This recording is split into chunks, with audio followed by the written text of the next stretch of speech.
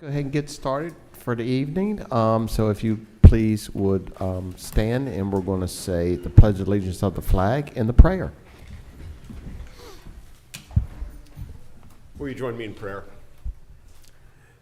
Almighty God, we give you thanks for the many blessings we enjoy in Talbot County. We give you thanks for the return of Pastor Fuentes and the comfort that that brings to his family and to this community. We ask for your protection for our students, for our teachers, and for all who make the work of education possible as we start another school year here in the county. Guide us as your public servants in doing the work for your people. In your most holy name we pray. Amen. Amen. I pledge allegiance to the flag of the United States of America and to the republic for which it stands, one nation, under God, indivisible, with liberty and justice for all.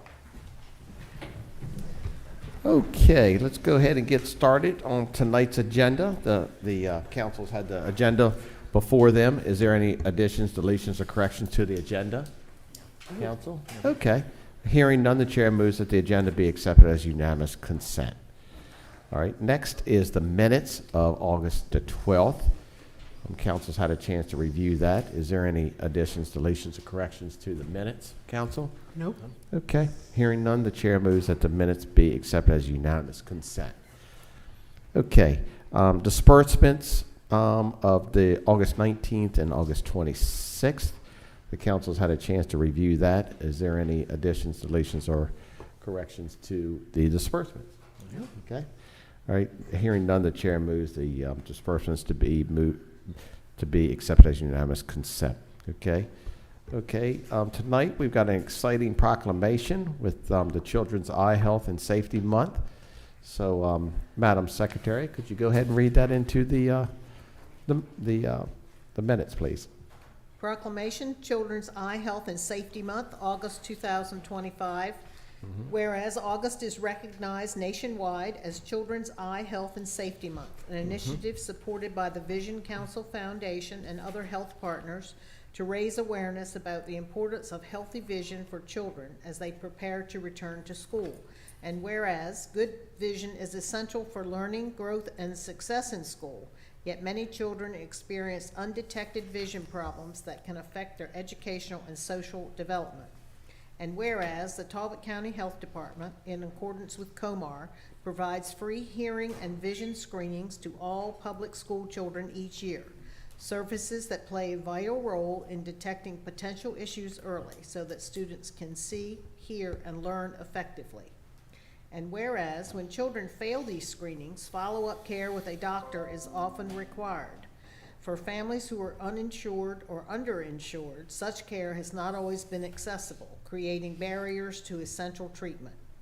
And whereas, in response, the Talbot County Health Department formed a new partnership with Global Vision, a nonprofit organization headquartered in Easton, Maryland, and committed to delivering vision care in underserved communities around the world to help restore access to vision care for local students. And whereas on April 26, 2025, the first Global Vision Clinic was held in Talbot County, where 29 students received comprehensive eye exams from licensed physicians and 28 students received glasses, either on-site or through prescription fulfillment, all at no cost to families. Thanks to the extraordinary generosity of Dr. Travis Peck, retinal specialist, Dr. Whitney Farman, and Dr. Brett Klein, along with staff from Dr. Peck's practice, Talbot County Health Department employees, Talbot County Public School staff, Global Vision founder Kevin White, and volunteers. And whereas this pioneering initiative ensures equitable access to care for all students, regardless of insurance status, and reflects the deep commitment of our local partners to the health and well-being of Talbot County's children. And whereas, building on its success, the clinical program is expected to occur again this year, continuing to provide students with the vital vision care they need to thrive.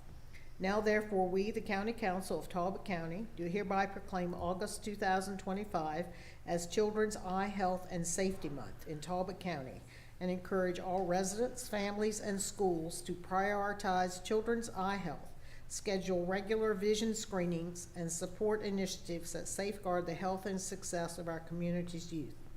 given under our hands in the Great Seal of Talbot County this 26th day of August in the year of our Lord, 2025. Okay, good job, Madam Secretary. Okay, is there a motion? So moved. Second. Okay, we got a motion second to put this into the record. Madam Secretary, could you call the vote? Mr. Callaghan? Aye. Mr. Step? Aye. Mr. Lesher? Aye. Ms. Milky? Aye. Ms. Hayes? Aye. Okay. Dr. Fomby, you want to come on up? Yes. And And anybody Mrs. Greenwood or anybody that would like to come on up? Megan? There we go.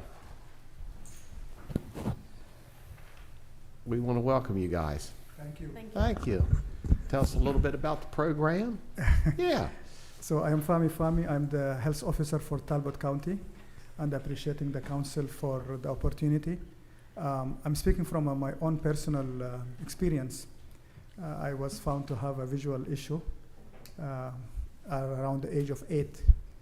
And at that time I thought it was normal to go all the way up to the blackboard to see what the teacher is writing.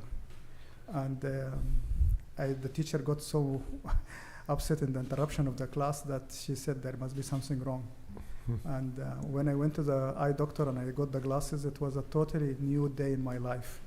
I didn't know that people should see that well and that far.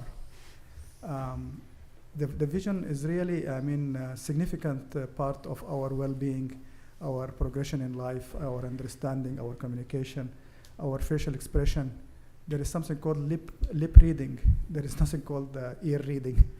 So that is brings the kid to a different level of communication with their peers, with their schooling, with their family, and the train as the kid gets older and the gap gets bigger, it becomes difficult to catch. If the kid didn't know how to say his alphabet or how to do his adding and subtraction, it's not rocket science to find that he or she is not excelling in their senior classes, and the ramifications are takes a totally different bifurcation. It's not easy sometimes to close the gap and cross the bridge. What Miss Greenwood have done is shy of a miracle. We had like a 30% ability to close the gap for kids who are not reaching that level of visual acuity. And we tried through different forms of people giving us coupons and donations. And she felt I could see it in her that it was something really personal. And she's always been a star of my supervisory leadership. I take off my hat for her above and beyond any supervisory leadership expectations. She took it on her own shoulders to pick up the best in our community, which is our own citizens, helping our weakest and our speechless and those who don't have a voice, to empower them, to stand by them, to give them not just the examination by professionals, which are top-notch, not in our state, but by all definitions, top-notches in vision, to get them glasses, to deliver all that in one day. I don't get my glasses in one day. I have to go somewhere to order, to get checked, go somewhere to get it measured, to get it in 2-3 weeks. So she did that in a very cost-effective, humane, comforting zone for kids. It was just astronomical. It was very, very something I really proud to be part of her team. Okay. I will let her express, show us how things were happening. And thank you again for giving us this opportunity. Okay. Appreciate it. Thank you. Hi, Welcome. thank you. So the Hearing and Vision Program. Could you tell the public who you are, please? Oh, I'm Megan Greenwood. I'm the Director of School Health Services at the Okay. Health Department. Okay. And so I oversee the school health nurses and the school health staff that are in our public school system. We are charged with the Hearing and Vision Program. That's part of what falls under our school health services, and we provide that free of charge to both private and public schools in Talbot County. So when we returned to school from COVID, we had 2 hearing and vision technicians that retired. So that left me to go out and do the screenings. And so I did the screenings for about 3 years. And we started to notice this pattern, not only in certain children that were failing, but we started to notice a pattern in access to care, the difficulty to access to care. So the school nurses and myself at that time were fortunate enough to have a vision voucher program through the National Association of School Nurses. So we could access that program because we were associated with them. That was a great voucher program. We were able to identify students that had an absolute need, and they could receive a comprehensive eye exam and glasses free of charge if we had this voucher that we filled out for them. And we just simply requested the vouchers. They were sent to us. We would hand deliver them right to the school, and the child could have care right at my eye doctor here in town. Unfortunately, that program was suspended in July of 2025. So we knew going into, 24. We knew going into the 24-25 school year, we didn't have any options for our children who didn't have any options for vision care. And we actually, so Carrie Ader contacted Kevin White, just on a whim. We found him. I remember actually during COVID, and I was running the COVID testing site, that he stored his supplies at the old Black & Decker building. And I remember seeing it, not knowing what it was and not realizing what his organization was all about. So Carrie made contact, and we thought, okay, let's try this and see what this has to offer us. So we had a great meeting with him, and we actually got off the meeting and said, this can't possibly be true. And it was. So with his help, he reached out to Dr. Travis Peck and Dr. Fairman and Dr. Klein, and they volunteered their time. They said, yeah, we're going to show up for your kids. So we were able to hold this clinic, and we saw one of our kids the other day at an outreach that we did, and he had his glasses on, and we were so super excited because we were like, oh, we know you. So bringing that to the community is what we want to see from a public health standpoint. We know that we see children that are literally running into the walls at school. Like, we've seen that happen because they just can't see. And they don't have access. And it's like, how do we get them that access? And so for the 29 children that came through our clinic, they had no other options, absolutely no other options. Many of them walked out that day and could see, and the smiles on their faces, because they were actually seeing the world, and they had never done that before. Never done that before. And then for the other ones who we needed to get prescriptions for, we facilitated all of that. We delivered them to school, and they were so ecstatic because for the first time the world was clear. And we know that children who have barriers to preventative care, barriers to access to care, are not going to be successful like children who have all that access. Right. So us just providing that for them, they are now seeing, they are now learning, they are now reading, and we're just building them up for success. And that was our whole goal. Well, that's great. That's great.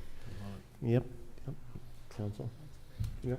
I just thank you for sharing this. I mean, thank you for opening up and sharing all these stories with us, because obviously it's something that, we can take for, we all should not take for granted, right? It's just our ability to see. I'm one of 5 council members up here that wear glasses, and if we didn't have them, we couldn't do our job. So just imagine those who like you say, who could, who don't have access to that, or just don't know that the world is clear. So thank you for all that you do for making that happen for them. Yeah. What a great story too about partnerships between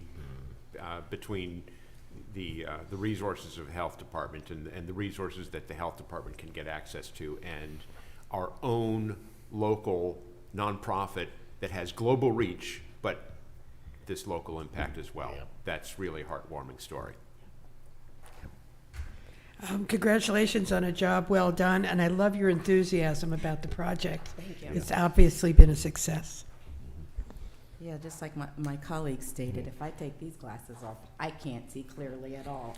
And that is truly, not a good state to be in when you wake up in the morning. So being able to find this partner in Global Vision, which Kevin is an amazing guy and has been around for a long time, and I'm so glad that you found him to partner with. But one of my pillars is be partners together, and you surely are an example of that and what this community can do by being partners together. So thank you for your work. Thank you to your team.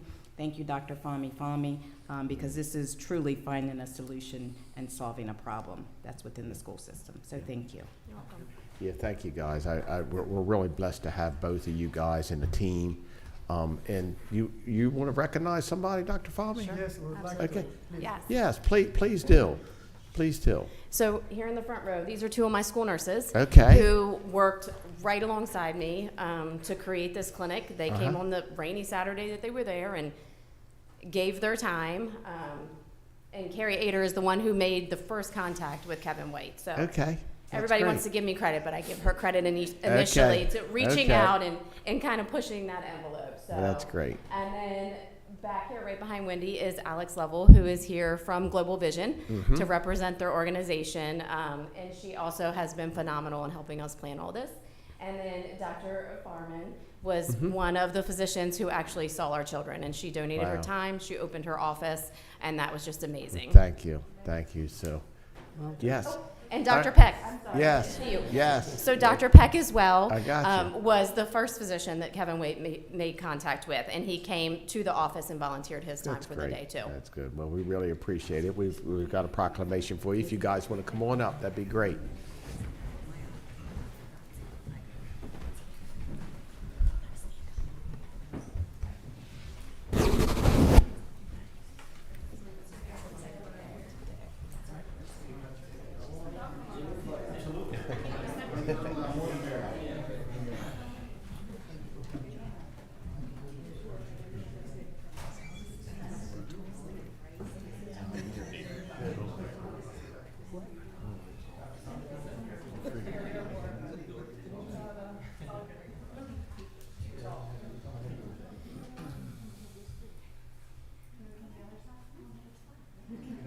I can see all the heads. You guys are good. Ready? 1, 2, 3. All right, guys. Okay, thank you.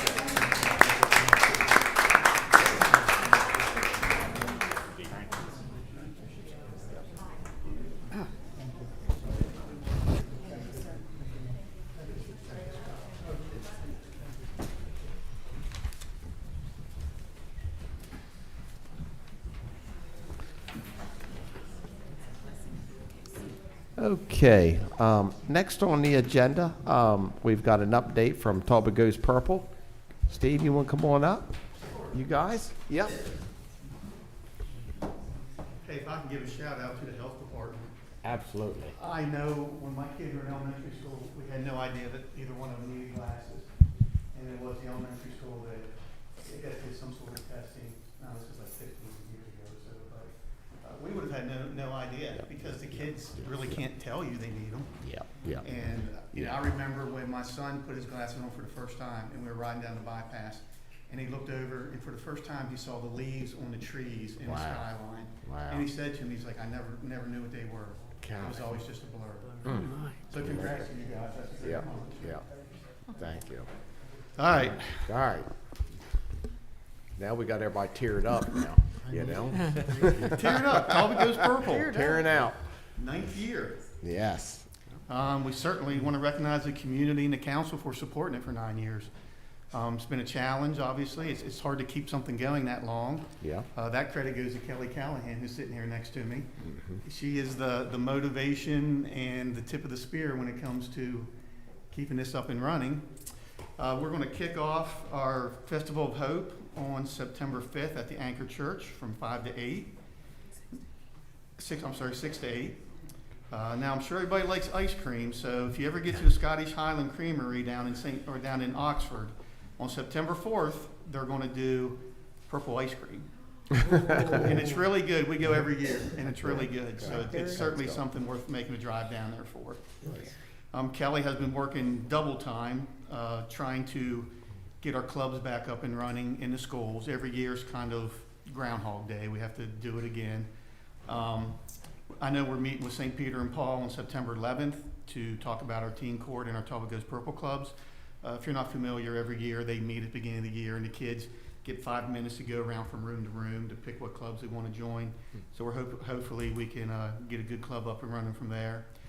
We've been in contact with Easton High School and St. Michael's High School as well, trying to get our clubs back up and running. We have a resource fair at Easton High School on October 2nd that we'll be attending from 5 to 6:30. We have some football games at Easton High School, volleyball games at Easton High School, and soccer games at St. Michael's High School that will turn into purple games. And I know that Kelley, and I'll let Kelley talk about it, she's been working diligently with other counties to try to do some coordinated efforts, if you want to touch a little bit on that. It's all in its preliminary stages, but we thought it'd be fun because, you know, Queen Anne's County, they have a really strong student coalition. Kent County, they do a lot of prevention efforts and they go purple. So with those two counties, we wanted to see, there's a game, I forget the date, it's on there probably, when Easton plays. September 19th, I think. On the 19th, Easton plays Kent Island. So Queen Anne's County is going to look into getting their team to go purple and our team to go purple, and for the cheerleaders on each side to do some kind of like a purple cheer. So none of that's set in stone yet, but it could be pretty fun. And then I don't know if you remember in 2018 when the police agencies were doing the lip sync challenge and they would challenge each other to do these videos. I'm trying to get the counties to get the kids to do that in some kind of purple theme. So it could just be some fun stuff now that we have so many other counties with the kids doing it. Gotcha. Good. It's a great kickoff. Two things that we're going to highlight this year, I think.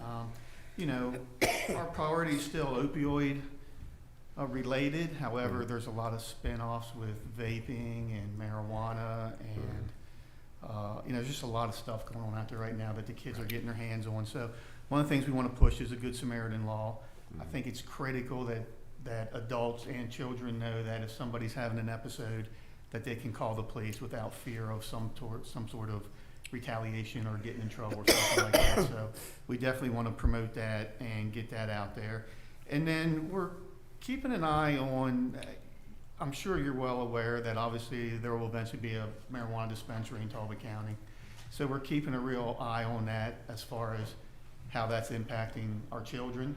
And I know we can sit here and say, well, they're under 21, so it won't have an impact on them, but unfortunately, it doesn't work that way.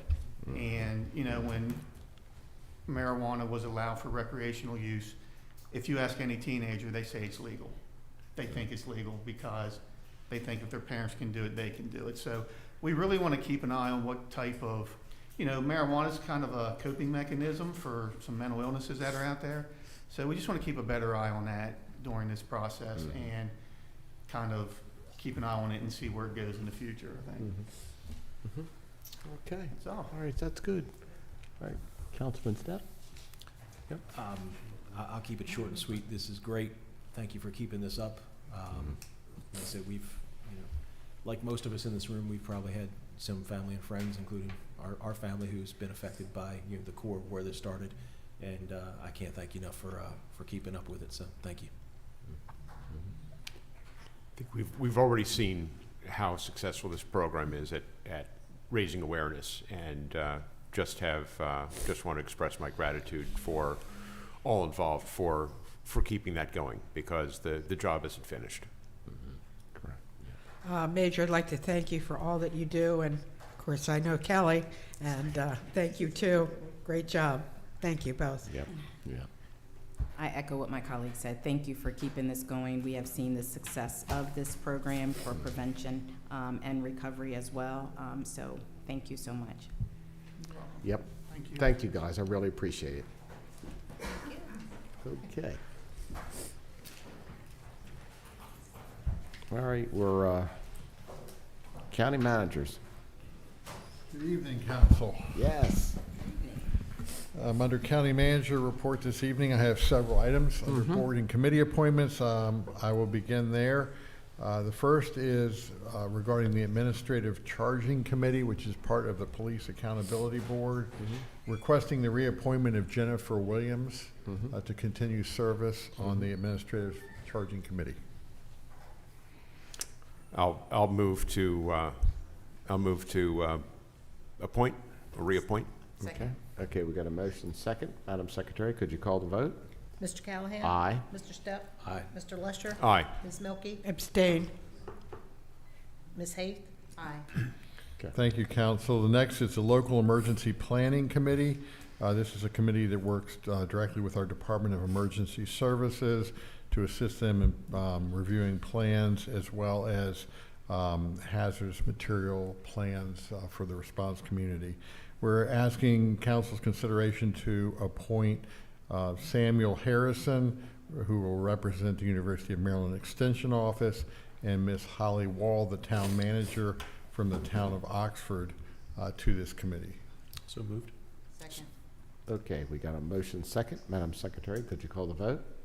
Mr. Callaghan? Aye. Mr. Stepp? Aye. Mr. Lesher? Aye. Ms. Milky? Aye. Ms. Hayes? Aye. The next council is the Park and Recreation Advisory Board, which is a critical group that supports our parks and recreation efforts, and council member Stepp serves as liaison to that group, requesting the reappointment of Mr. Tim Kearns for the representative of Oxford to that board. So moved. Second. Okay, we got a motion second. Madam Secretary, could you call the vote? Mr. Callaghan? Aye. Mr. Stepp? Aye. Mr. Lesher? Aye. Ms. Milky? Aye. Ms. Hayes? Aye. Thank you, council. Next is Police Accountability Board. The town of Oxford, representing that area of the county, the town of Oxford is requesting the reappointment of Mr. William Belding to serve as their representative on the Police Accountability Board. I'll so move. Second.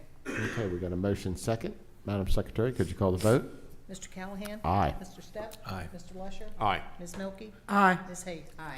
And council, finally, we have a recommendation for your consideration to reappoint Miss Judy Bixler to serve as a representative on the tourism board. So moved. Okay. Second. Okay, we got a motion second. Madam Secretary, could you call the vote? Mr. Callaghan? Aye. Mr. Stepp?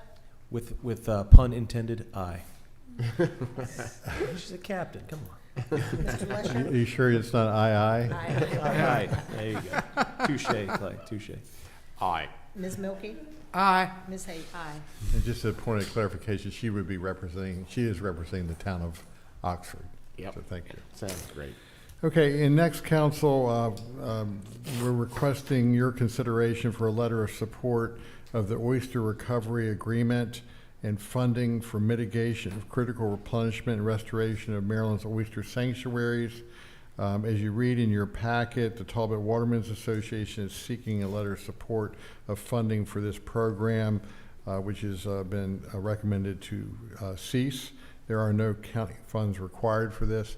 And just in summary, this is to restore funding to a program that was funded for years, where the dredging of the port of Baltimore, because of the disturbance that causes on the bottom of the Chesapeake Bay, there were funds that were provided to efforts to restore the oyster sanctuary on areas of the bottom and different tributaries.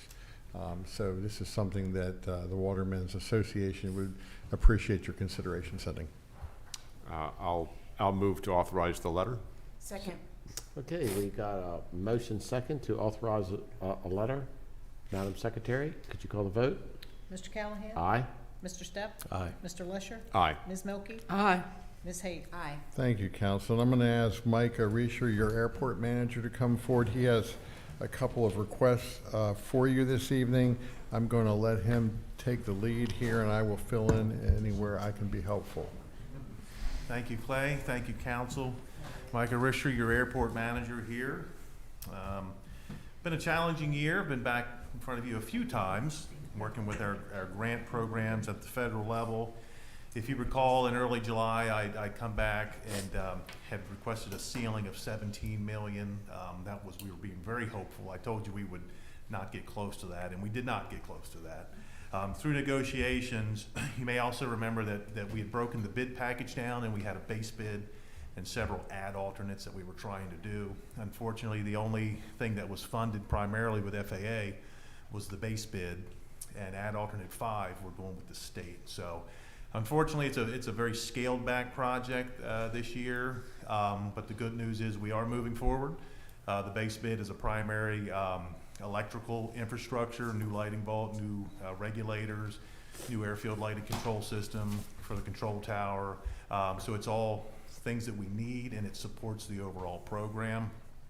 With that being said, I had requested permission to apply for the grant, so now I'm here to request for permission to actually accept that grant in the amount of $8,713,000. I'm sorry, $8,713,000 $39,750.55 is the amount that I'd like to accept from the federal government.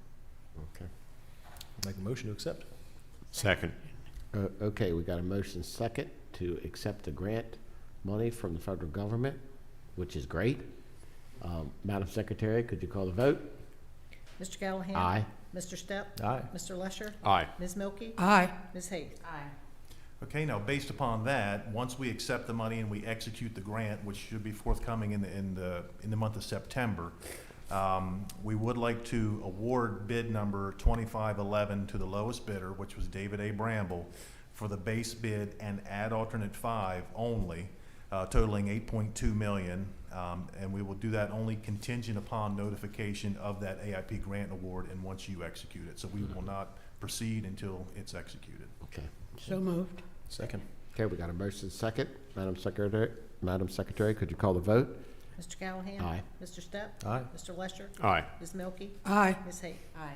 And similarly, the third piece of that puzzle is to accept AECom's price proposal. Of course, they do all the engineering and the construction project management for us. And that amount is $837,166, and that covers the base bid and add alternate 5 only, contingent upon the FAA funding. Motion to approve. Second. Okay, we got a motion second. Madam Secretary, could you call the vote? Mr. Callaghan? Aye. Mr. Stepp? Aye. Mr. Lesher? Aye. Ms. Milky? Aye. Ms. Hayes? Aye. Okay. All right, thank you, council, I Thank you. appreciate it. Appreciate it. Artfully done. Good. Thank you, Michael. Council, I would like to ask your Emergency Services Director to come forward. He has several requests for you this evening. Mm-hmm. And I'm going to let him take the lead, and I'll fill in where is necessary. Okay. Welcome, Brian. Well, thank you, sir. So the first item, I think, on the agenda is a request for a 2026 Horton ambulance. So this is our typical... Yep, could you announce to the public who you are? Oh, I'm sorry. Yeah. Brian LeCates, Director of Talbot County Emergency Services. Sorry, I took my glasses off, so you're blurry, but if I put them on, I can't read that. So I thought you might have been holding your finger up, but It's all coming full circle. We seem to have a theme tonight. we do. Yeah. Most everybody in here was wearing glasses during that presentation. So the first request is for a 2026 Horton ambulance. So this is our annual request for an ambulance replacement, not adding to the fleet, but just replacing an aging ambulance with over 130,000 miles on it at this point. So it would be at a cost of $363,969, and if so approved, it would be on the HGAC cooperative buying package. Okay. And this was a budgeted item, Council. Yes. Right. Brian, just out of sheer curiosity, what's our lag time on these now? They are now running roughly 500 build days for build. 500, okay. Yeah, so they're well over a year still. Yeah. But that's better than the 700 that we're still waiting for 3 ambulances that are in process. So Yeah. Hmm. yeah. With that said, I'll make a motion. Second. Okay, we got a motion second. Madam Secretary, could you call the vote? Mr. Callaghan? Aye. Mr. Stepp? Aye. Mr. Lesher? Aye. Ms. Milky? Aye. Ms. Hayes? Aye. Okay. Thank you. Go ahead, Brian. The second request that we have before the council this evening is for a pool vehicle, a pickup truck. So we've added some staff to both emergency services and information technology or technical services over the last few years, and we just need another vehicle for those folks to be going out to different stations. So very specifically, this will be mostly used for a radio technician that goes out to fire departments and fire pole, or the fire siren poles, things like that, to do different services. So we are asking for a F-350 pickup truck, and that would be so we could tow all of our trailers, including our largest trailers for sheltering and things like that. So we have gotten 3 competitive quotes, and Preston Automotive is who we would like to award to, which is the least expensive on there, at a cost of $55,582, and that is a 2024 F-350. And again, there are sufficient funds in the budget, and it was included in the budget for consideration. Okay. Motion to approve. Second.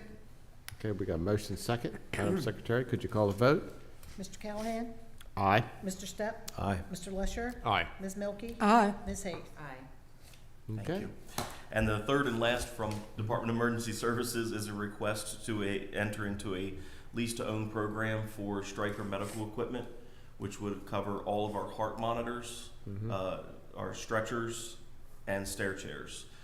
So a lot of this equipment, very specifically, all of our all of our stretchers and a good portion, probably 2/3 of our heart monitors, are coming up on a replacement cycle where they're no longer serviceable by the manufacturer. So that is a large capital purchase to buy all that at once.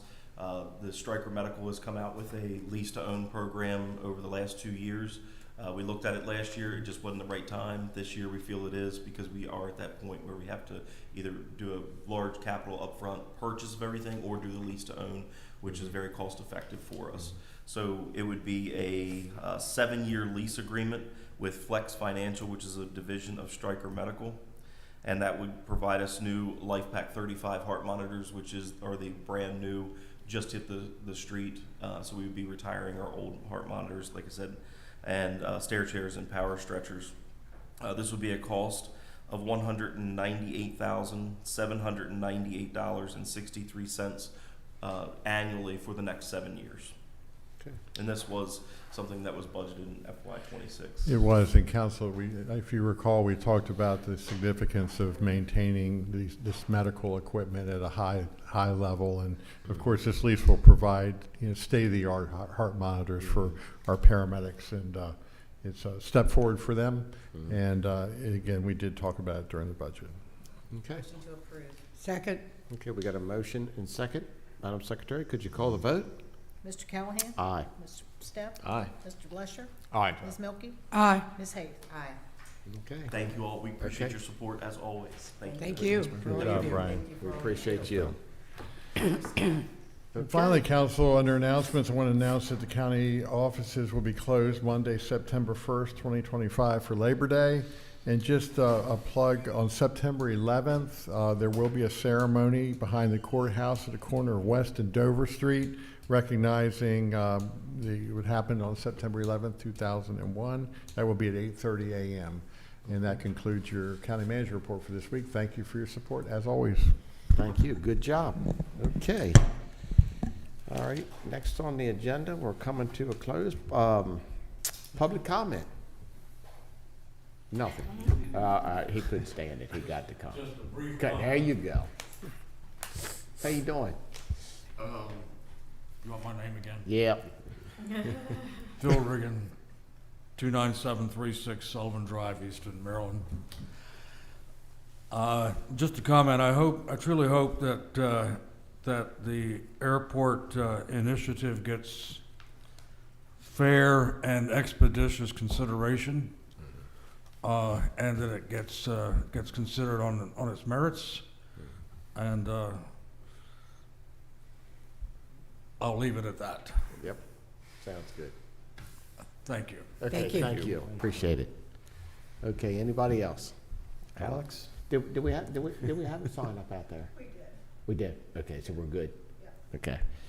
All right, all right. Next, I guess, would be council comments. Mr. Stepp? Hey, wishing everyone a very happy Labor Day weekend. Yeah. Extended weekend for most of us here. Mhm. Hope it is safe and everyone gets to spend good time with family and friends. And then, just wishing all of our students in elementary all the way through college as they go back to school. Just a great school year. Okay. Mr. Lusher?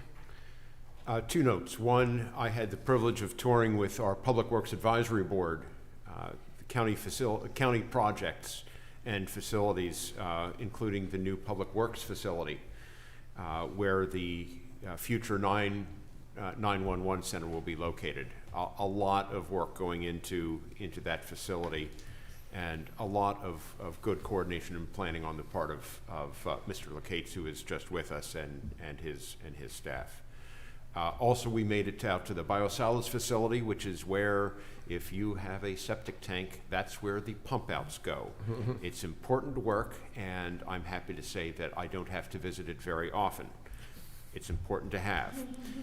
We likewise visited the new Royal Oak pump station, part of that sewer infrastructure for the St. Michael's collection system.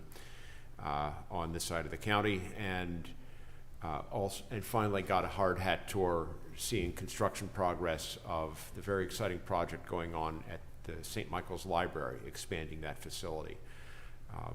All really important work that is going on to better serve our citizens here in the county.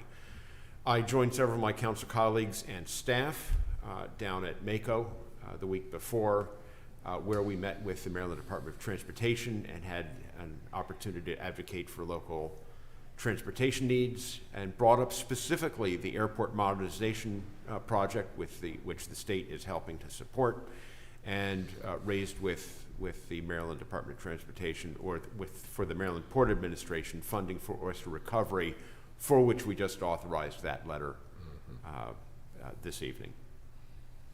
Okay, thank you. Yeah. I just wanted to mention that the Planning Commission is on tour of the county for consideration of the comprehensive plan changes that may be made. And they're coming to a neighborhood near you. I would really recommend that the public turn out, both to be educated, but also for the input. And I think it's a well project that everybody's working on. So please contribute, listen, and give us your thoughts. Thank you. Okay, thank you. Yep. So we just had Brian in here. I just want to thank the Department of Emergency Services for their work that they do in the community. My mother-in-law suffered a stroke and had to call 911 last week, and it is just remarkable, the team that we have here in Talbot County that responds to our elderly population so quickly. And so thankfully she went to the hospital. She was released after a week, and no permanent damage, but I'm truly thankful to the services that they provide our community here, particularly our senior population, which is very important to us here. Yeah, that's good. Okay, and I'll end up with, like Mr. Stepp said, we're Labor Day weekend, so I want everybody to have a safe weekend. And we had a great summer. I believe we all had a great summer. A little hot, but hey, we had rain though. We had rain. We were blessed with the rain, that's for sure. So we should have some good crops this year for the farmers, that's for sure. So happy for them. So other than that, Mr. Lesher? The County Council's next meeting will be held on Tuesday, September 9th, beginning at 5:00 p.m. The Council will be convening an open session at 2:30 p.m. for a work session to discuss the Claiborne water system with representatives from the Health Department, County Department of Public Works, and the Claiborne community, and then adjourning into closed session as listed on the statement for closing that meeting. Therefore, is there a motion to adjourn this meeting and reconvene as noted? So moved. Okay. We got a motion. Okay. Right, I was going to say. Yeah, we got a motion second. Madam Secretary, could you call the vote? Mr. Callaghan? Aye. Mr. Stepp? Aye. Mr. Lesher? Aye. Ms. Milky? Aye. Ms. Hague? Aye. Okay, thanks a lot, and I appreciate everybody did a great job tonight, and we had a huge crowd tonight, and we're all good. Good, thank you.